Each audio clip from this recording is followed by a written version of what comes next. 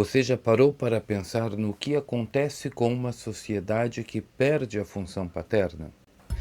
Casamentos desfeitos, filhos divididos. Quando o pai desaparece, como presença simbólica ou fisicamente, o limite também some. E com ele, a bússola moral que orienta a vida do sujeito. Hoje vamos refletir sobre o declínio da função paterna e suas consequências. Eu sou Rafael Marques Menezes e aqui a psicanálise é verdade, não propaganda de boas intenções. E aproveito para agradecer aos novos membros do canal. O nosso grupo no Telegram já está funcionando com materiais exclusivos e já temos vídeos só para membros no canal também. Vamos lá. Pai. Para a psicanálise, não é apenas quem gera a criança, é quem ocupa a função simbólica de limite, é quem diz não ao desejo absoluto, é quem separa o filho da fusão com a mãe, é quem marca a entrada da criança no mundo da lei, da moral, da realidade compartilhada. Sem essa função, o sujeito fica preso ao narcisismo primário, sem limite, sem corte, sem amadurecimento.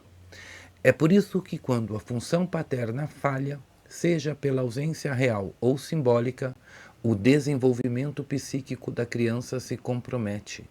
E é exatamente isso que acontece em muitos lares hoje, onde o rompimento conjugal não é apenas um problema afetivo, mas uma ferida na estrutura simbólica da criança.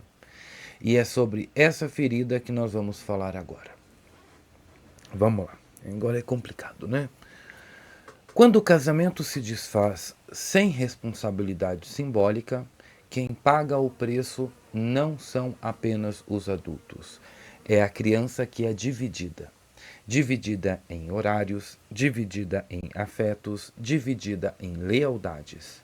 Pega um pedaço do pai no fim de semana, um pedaço da mãe na terça-feira e se acostuma a viver fatiada.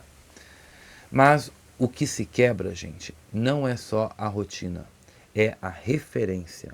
O lar que deveria ser a primeira imagem de estabilidade vira uma sequência de trocas sentimentais. Cada casa com suas regras, cada contexto com sua lógica emocional. E o que a criança aprende? Que os compromissos são negociáveis, que as palavras mudam conforme a conveniência, que a lei é flexível e o limite um capricho. O que deveria ser uma estrutura sólida se fragmenta em pequenos contratos emocionais, onde o desejo imediato vale mais do que o princípio. Sem a presença contínua da função paterna e materna juntas, mesmo que simbolicamente, o sujeito cresce sem conhecer o peso da responsabilidade real. Porque o limite para ser vivido precisa ser experienciado na constância. E quando tudo é negociável, o que se cristaliza não é a força da lei, é a força da manipulação. Sem referência sólida, a criança não entende o que é renúncia, não entende o que é compromisso, não entende o que é promessa. Cresce acreditando que todas as relações são feitas para atender às suas necessidades emocionais. E o preço disso é uma geração perdida no narcisismo, incapaz de sustentar vínculos que exigem paciência, renúncia e fidelidade. Porque quem nunca viu o amor resistir ao tempo, não sabe construí-lo. Para Freud, é no coração do complexo de Édipo que o superego se forma, pessoal.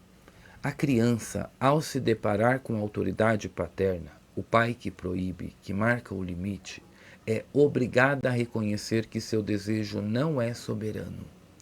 Essa experiência de frustração é dolorosa, porém é absolutamente necessária. É enfrentando o pai, aceitando sua força, a sua diferença e a sua lei que a criança introjeta o princípio de realidade. É assim que nasce o superego, como herdeiro do pai. não apenas um conjunto de normas externas, mas uma estrutura interna capaz de dizer não ao desejo, mesmo quando ninguém está olhando. Isso vale tanto para meninos quanto para meninas. É o pai simbólico e não apenas o pai biológico. É esse pai simbólico que funda o limite interno, que orienta a consciência, que ancora o sujeito no real.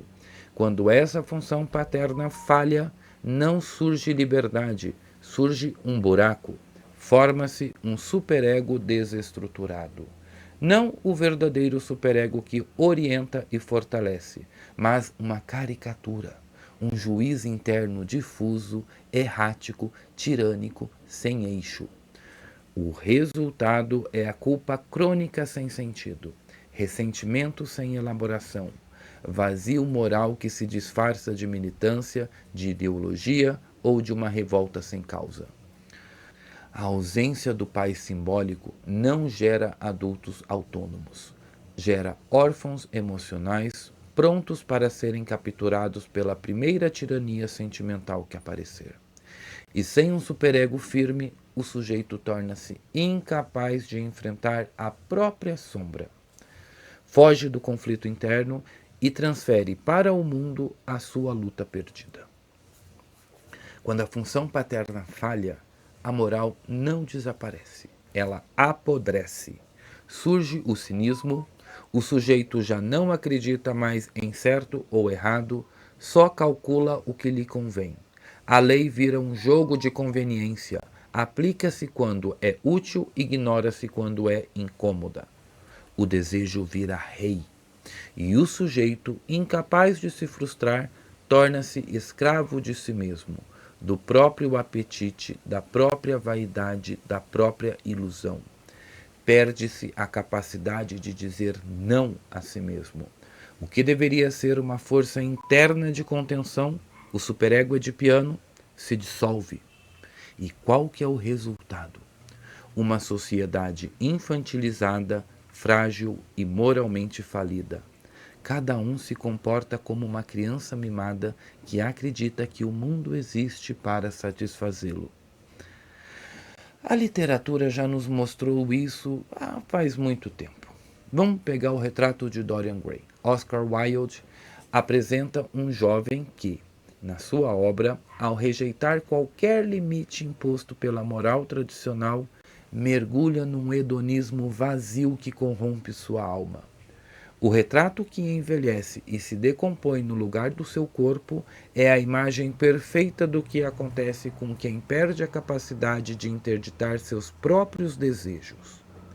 Em Os Demônios, de Dostoiévski, vemos outra face desse mesmo drama.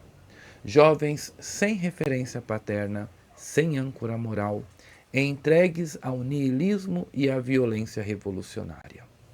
Sem limite, a liberdade se transforma em destruição. A ausência da função paterna não gera liberdade verdadeira, gera apenas desorientação. Sem o não que organiza, resta apenas a explosão infinita do eu quero. E uma civilização que não educa seus filhos para a realidade está condenada a ser governada por seus próprios impulsos mais primitivos. O declínio da função paterna é o declínio da maturidade humana.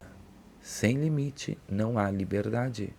Sem superego estruturado não há responsabilidade. E sem responsabilidade sobra apenas o ressentimento e o vazio. Agora eu quero saber, você já percebeu como a ausência do pai afetou gerações inteiras? Deixa seu comentário aqui embaixo. Curta o vídeo se você gostou e acha que esse assunto é relevante, assim o YouTube entende que é um vídeo muito interessante, muito útil e divulga para mais pessoas. Compartilhe e se inscreva no canal, ative o sininho para receber as notificações de todos os vídeos novos. Eu sou Rafael Marques Menezes, psicanalista, professor e diretor da Escola Britânica de Psicanálise no Brasil. E aqui, a psicanálise serve para levantar o ser humano, não para domesticá-lo. Eu fico te aguardando no próximo vídeo. Até lá!